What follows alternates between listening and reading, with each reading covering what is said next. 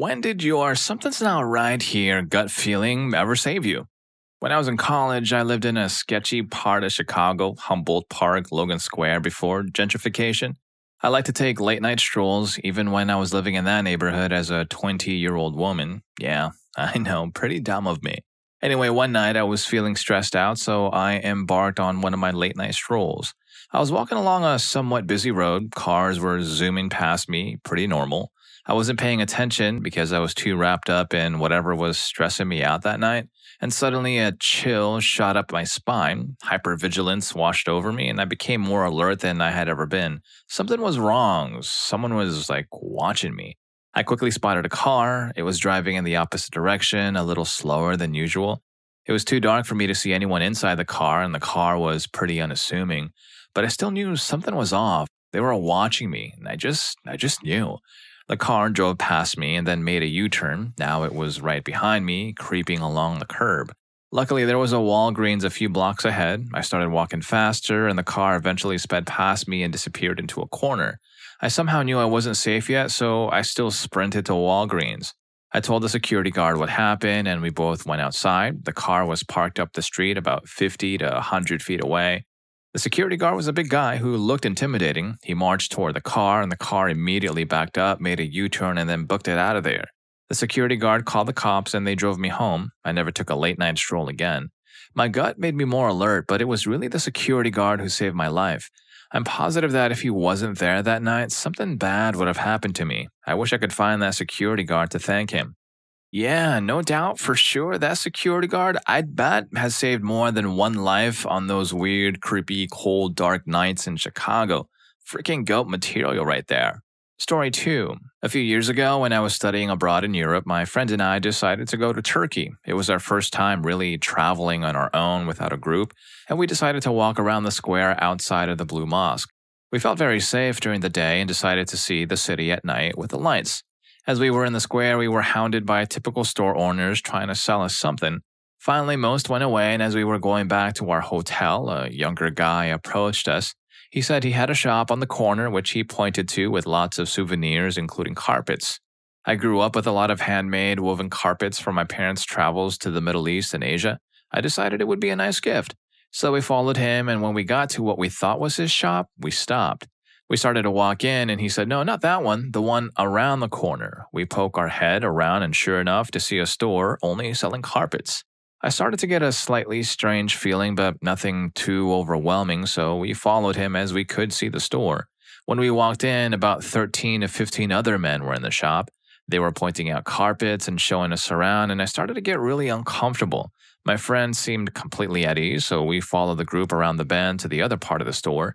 In Turkey, it is common to be offered tea, so that part is not particularly odd, but the men, who were now circling us, were insistent that we have tea with them in the basement.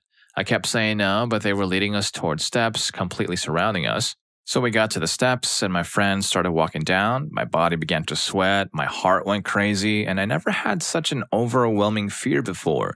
I keep trying to think of how we could overpower these men. So I grabbed my phone, stopped in my tracks, and gasped, "Friend's name, we need to go right now." My mom just texted me asking why we aren't back at the hotel yet, because the map shows we're at this store. We're supposed to FaceTime with them in 10 minutes. The men kind of look around and tell us we can have tea in less than that amount of time. I keep insisting that my parents are freaking out because they can tell we're in the carpet store and not the hotel, and they'll likely contact the embassy if we don't get going. They continued blocking the staircase. I told them that we would come for tea in the morning, as I really wanted a carpet and that we needed to get out of the store and back to FaceTime. It took a little persuading, but they eventually opened a path for us to go to the door. One of them followed us back to the square, insisting that we return and come back and see them. Of course, we didn't. I have no idea if they were completely harmless or not, but I never had such an overwhelming feeling before. They easily could have dumped us, placed us in carpets, and taken us out. My parents didn't actually have our location as my phone was on airplane mode, so who actually knows? On the other hand, I might have been paranoid, but it wasn't a situation I ever want to be in again. Once we were back at the hotel, my friend tells me she was really scared too, but that she thought I was fine, so she went along with it. Story 3. I was going to meet up with someone from Marketplace to buy a phone, and the feeling hit me, so I called the woman, and the man answered, trying to play off the fact he's a man. And I passed by where we were meeting at, and it was dark, and I heard voices in the background on the phone call. I never stopped the car and I kept going. Pretty sure I saved myself from, at the very least, a mugging, but learned a good lesson. Always meet people in a public place. Another one, it wasn't mine, but my boss's actually. It was any old day at work. It was about to be dinner rush and I was tired, and as usual, I was going to the dollar store to get some Red Bull. I asked my manager if he wanted to split it because they were two for $5. He said no, but as soon as I reached the door, he said wait. I asked him what was wrong and he said I should go later. He didn't give me a reason and we're pretty relaxed, so I told him to piss off, and as soon as I pushed the door outwards, I heard a sound I can't even describe aside from just breaking. Whatever it was broken, that's all I knew. Turns out an SUV drove straight into that dollar store's front door and their Red Bull fridge. My manager has annoyed me like that a million times, but I'll never forget the time he actually saved my life with his BS. Okay, so hold on. Red Bull isn't supposed to give you angel wings, another kind of wings, but not those kinds of wings, you know? Story 4. It didn't save me, but saved a friend. A big group of friends and I were walking home from an event in a town we weren't used to. It was night and hardly anyone was around, empty streets and all that. We were walking down a sidewalk that had high fences next to it, so when you turned a corner, whatever was around it was out of sight. One of the girls fell behind, distracted by her phone, I think, and I noticed, so I started drifting behind as well to become a sort of midway point between her and the group. Soon we were nearing where we were staying and our group rounded a corner, then started making their way into the yard where our living quarters were. I saw a car drive past us, then turn a corner down the street the girl was still on. As soon as I saw it, I suddenly got this suspicious, awful feeling, so I stopped and went back to the corner to keep an eye on the friend. The car drove past her, stopped, did a complete U-turn, and slowly started creeping up behind alongside her. She was still on her phone and wasn't noticing anything. I stopped out from behind the corner and started walking towards her. The car sped off quickly as soon as the driver saw me. It scares me that someone could have grabbed her and none of us would have seen a thing. It would have just been one of those cliché movie moments where you turn around and realize a member of the group is missing. To compound that potential tragedy, she had just gotten engaged a few weeks prior. I think the fact that we had worked with some safe houses in the area that discussed subjugation probably aided me in being on high alert, and the area we were in was known for that sort of thing too. Story 5. I was in the Amazon as the end of a 3-month solo trip around Latin America. Wanted to enjoy one last walk through the jungle before leaving, so I left my jungle lodge around 8 a.m. to walk down to a small river nearby. I stop and close my eyes to listen to the sounds as the jungle is super loud with crickets and birds and insects, etc. Almost immediately I got a weird feeling and felt really uncomfortable, which was weird because up until then I'd only felt peaceful and happy. When I opened my eyes, I realized everything had gone completely quiet, which was definitely not normal and not something I had experienced in other rainforests I'd been to. It was bizarre. I immediately felt that I had to leave and leave fast. After I dipped and got back to the jungle lodge, I told the tour guide what happened, and he said it usually only gets quiet when there's a big predator close by. Thanks, but no thanks. To clarify a few things, I was staying with the tour group in a jungle lodge in the Peruvian Amazon. Next to the lodges, there was a path that led down to a river, about a 5-minute walk, where we were told we could go down to swim. Previously, our guides had given us some free time in between tours to allow us to go down unaccompanied by them, so I assumed it was fairly safe. They also said in the years the lodge had been running, they had never seen a big cat around there because they are usually shy and the activity in the lodges generally keeps them away. So I took this walk around 8 a.m. on the last day just to listen to the sounds one last time, as it was the end of an amazing 3-month trip and the jungle had been my favorite part. I'd only been walking for around 2 minutes before I decided to stop to take in the sounds and say goodbye because we would be leaving shortly after. I definitely wasn't wandering off looking to do my own exploration. I'd already spent an incredible and guided week there.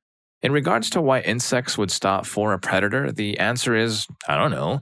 I'm just describing how it felt at the time. The birds, monkeys, and crickets around me definitely stopped to a point of quiet that is alarming considering how loud the jungle usually is. But I'm in no way saying every single living thing in the entire Amazon stood still. And then when I explained to the guide what happened, that's just what he told me. What? That's crazy. So there's an example of our animal instincts kicking in the most natural way when there's another animal coming after us. Pretty cool. And I guess the cliche, it's quiet, too quiet, is also true. And if you're enjoying the video so far, please don't forget to hit that like button and subscribe to my channel for more outrageous stories like this one. Story 6. A guy definitely put something in my drink at a bar. He was totally mild-mannered and not creepy at all. Asked me how to sign up for karaoke and pick a song, sat beside me and talked casually, didn't touch me once. But then he pointed to something behind my head to distract me. I looked away and looked back at him, and he was looking away from me into the crowd of people. It was a very stupid way to distract someone, to point and then act like you didn't do anything as opposed to pretending to have thought you saw something. Then I saw him screwing one of those little canisters back shut on his keychain. I asked him what he kept in there to call him out. He was cold and expressionless as he began to slowly twist it back open and said there was nothing in there. I stopped drinking my drink and he performed his song. Then I sang and he took off immediately after. It was really messed up and I'm glad he wasn't very smooth, or I don't know what could have happened. What always freaked me out was how normal he seemed before he became suddenly cold and robotic when I called him out on that canister thing. But it made me realize, of course a creep would seem normal. That's how they get close enough to you to ambush you. To clear up a few things for the fact that I should have reported him immediately, I actually didn't put it together in the moment. At least, I didn't think I did. It was more of a doubt in the back of my mind thing, and I didn't fully believe it. I thought maybe I was just being paranoid and I didn't fully trust my own judgment. It was only after replaying the events in my mind and talking it out with someone else in the following days and weeks that I completely finally put it together and realized that the suspicion I'd felt had been right. I wasn't being paranoid or crazy. His intentions were very clear after the fact, but at the time, I didn't realize it. I'm sure I should have gone to the police, but as I said, it took some time to even fully understand and believe what had happened. I did message someone working at the bar who's friends with my ex's mom. She never replied to me, and I didn't take it any further. I also felt ashamed and stupid, though I shouldn't have. I was not at the bar alone, but I was left alone. I went with my male cousin who was 10 years younger than me and pretty clueless. And he was hanging out at the bar, getting hammered and waiting for this girl who worked there who he had a crush on. I can be pretty naive. I grew up pretty sheltered and I never really went through a party phase. Thus, I don't have a ton of experience going to bars or parties, so whatever you think I should have or could have done differently, I did the best that I could in that situation. And it's much easier to say that you would have done the perfect thing when you're not in the situation and you're not me. P.S. He was a crappy singer. Story 7. I saw a mannequin ominously placed by the trash in a dark alley. I almost walked away but decided to check it out because something felt really off. 2 friends and I were filming a music video and got back to our friend's house around midnight. As we're walking in his back door, I see the mannequin laying by the trash can. I honestly thought it was a prank at first because the alley was completely dark and the mannequin was lying perfectly under the one light in the alley. I decided to check it out and my 2 friends came with me. As we get closer, we realize that it's a girl. We figure she's mid-20s and probably just passed out since she was drinking because there's a bunch of crappy bars in the area. My one friend shakes her. After a few shakes, she comes to and has this absolutely wild animal-like look in her eyes. She hops to her feet, thrashes at us a bit before taking off down the dark alley. She's understandably afraid because she just came into a dark alley with 3 dudes hovering over her. As she makes her way down the alley, we try to tail her while giving her space because she's acting all wild.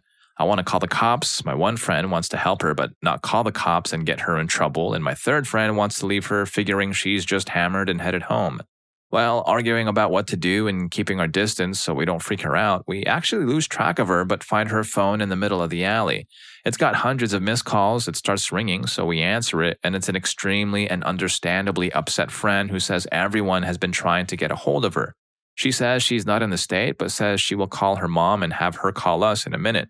A minute later, the mom calls and tells us that her daughter went missing earlier that night. She is eerily calm and nonchalant about the whole thing and says something to the effect of, "Oh, she had her wisdom teeth out earlier that day and is probably just messed up from the meds." She says not to worry about the cops, she'll handle them and her boyfriend will be by shortly to grab the phone. About 10 minutes later, the mom and the boyfriend show up with flashlights, grab the phone and all the info we have, make a few weird jokes, and go off down the alley. The whole thing was weird, but we figure they're not worried, so we go on about our night feeling uneasy. The next day, my buddy calls me and says the mom showed back up at his house, has a full-on breakdown in his living room, tells him that they found her down the road a few minutes after we met with them. Turns out she had downed almost a whole bottle of vodka and every pill she could find in the house. The doctor said if we hadn't found her, she would have been gone before morning. The mother then hugs my friend, gives him an envelope and leaves. The envelope has $1,000 in it. Luckily, we had exchanged addresses with the mother earlier, so my buddy went and slipped the money back under her door. I say, I don't know if she made it because even though she got saved that time, if she's going through that much, I just don't know. I think about her a lot and truly hope she's doing okay. And true crime fans will tell you, it's never a mannequin. Story 8. When I was young, around 8 or 9 probably, I lived 3 blocks from a convenience store. It was the early 90s. My best friend and I convinced our parents to let us walk to the store alone to get some snacks. It's important to add that the 2 blocks closest to the store are connected, but the third block we lived on was its own unconnected neighborhood. So, anyway, as we are walking back from the store, we are coming up to the first street, and a truck drives by and stops on the side of the road in between the first and second block on our side of the road. I stopped and told my friend that we should probably go down the first street and go through the neighborhood, come back out the second street, and then head to our third street to avoid the truck. She thought I was being stupid, but I refused to keep walking on the main street, so she followed me down the first road. So we are now in the first neighborhood and about halfway between the first and second street when we see the truck slowly driving down the second street into the neighborhood. The driver sees us and immediately slams on the gas and turns his truck towards us on the street. We ran and hid in some bushes further into the neighborhood for about 10 minutes. We heard the truck driving back and forth for about the first 5, and then it was so quiet we started making our way out of the neighborhood towards the second street again. Suddenly, here comes the truck again, slowly sees us and guns it towards us again. We jumped over a fence into a backyard and started pounding on the back door.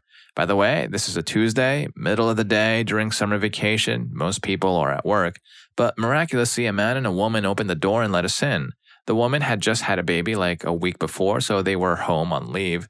They called the cops and my mom and the man went outside. He said the truck drove by and the man saw him standing outside and sped out of the neighborhood. Cops and my mom showed up minutes later and we gave a description and never heard anything about it again. Our parents just drove us to the convenience store from then on. My mom still talks about it to this day and how shocked she was that I had such a strong intuition at that age.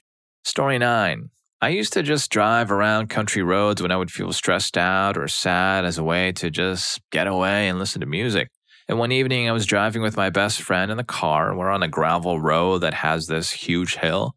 We're driving towards the sunset, but it was winter and the light was fading fast. As the car started down the hill, I had this moment where I thought to myself, my brights should be on. And I flicked them on, and at the bottom of this super steep hill stood 6 deer on the road. I slammed on the brakes and the car turned sideways and skidded to a stop like 4 feet from the deer. Those stupid deer didn't even move. They just stared into the passenger side of my car and my best friend pointed at them and said, "Hey deer." The car was fine, we were fine, and Bambi was all good. I don't drive around like that anymore though. Hey, if you like these stories, here's a few more. YouTube thinks you're going to love this one. So I'll catch you in that video, and thanks for hanging with me on this one.